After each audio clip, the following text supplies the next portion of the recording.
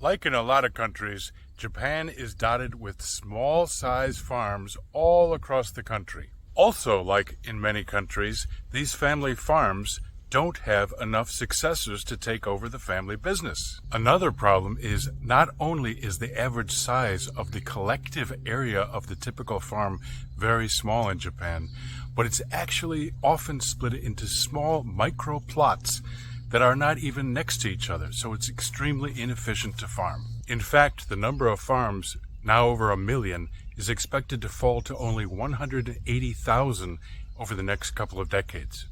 Another key factor to keep in mind is the fact that Japan, for decades now, cannot produce enough agricultural products to feed itself.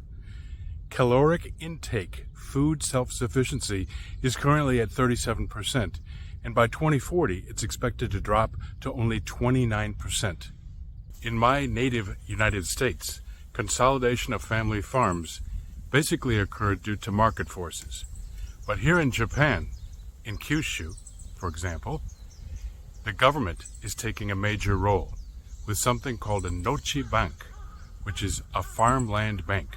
A farmland bank is basically a public corporation that borrows land from landowners, consolidates it, and then leases land to other companies or individuals.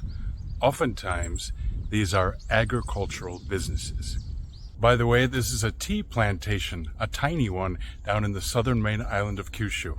It's a good example of what might be consolidated with a farmland bank. Now, there's no doubt that many people have very strong feelings about the decline of the family farm. They get nostalgic.